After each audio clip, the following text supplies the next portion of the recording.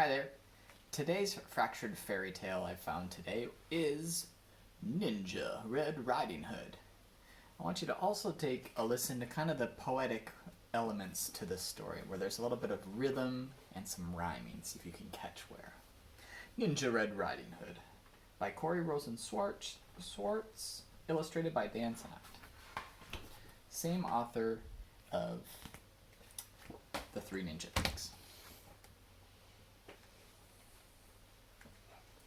Once upon a ninja-filled time, a wolf couldn't catch any prey. He kept getting licked by the dinner he picked, and was growing more ticked by the day. His belly was aching for bacon. "I'm wasting away," he complained.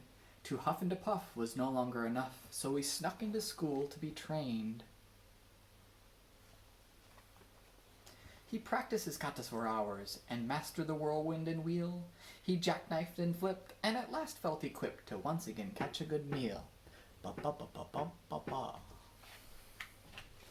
Drooling with anticipation, he set off in search of some meat. While deep in the wood, he met Red Riding Hood. "I'm bringing my grandma a treat." The wolf licked his chops when he saw her and hastily thought up a plan. "There are blossoms that way. Would you pick a bouquet to give your little old gran?" Then the wolf took a shortcut to Grandma's, where he thought he'd find her in bed. But Granny was gone, so he put a robe on and eagerly waited for Red. Soon after, he heard someone knocking. He called out, "My dear, come on in. Oh, don't you look good in your lovely red hood, but a shame that you've gotten so thin."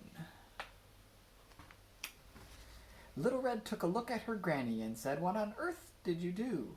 I could swear that your eyes have completely changed size. Hey, Gran, are you sure that is you?" "Of course it is me, my sweet darling. The better to see you, my dear. And your ears are so long, something really seems wrong. Oh, my girl, all the better to hear. And those biceps, my gosh, they look massive. And your triceps and delts are a mess." "The better for hugging," said her grandma, shrugging. "Dear Red, that's just plain common sense. And those teeth, they look so much sharper. Why, yes, all the better to chew."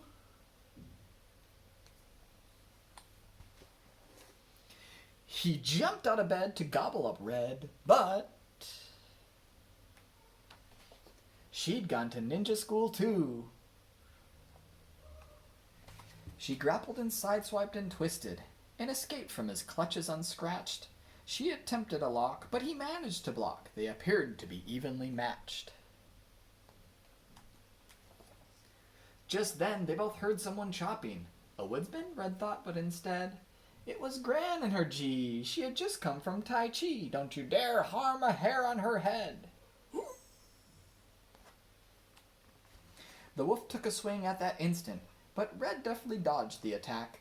She got a good grip, threw him over her hip, and the wolf wound up flat on his back. "I'll skedaddle," said the wolf. The wolf said in anguish as he struggled back up on his feet. "Just a second, you beast. You will not be released till you promise to give up red meat."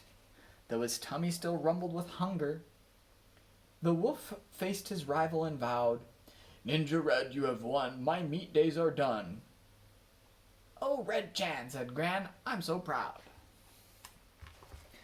Then Red and the wolf bowed politely, and Gram gave him half of her peach pie. The wolf was a mess.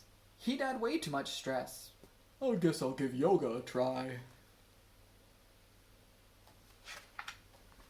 He enrolled at the Downward Dog Center, where his tension began to decrease. He studied with yogis and said no to meat hoagies, and felt at last truly at peace.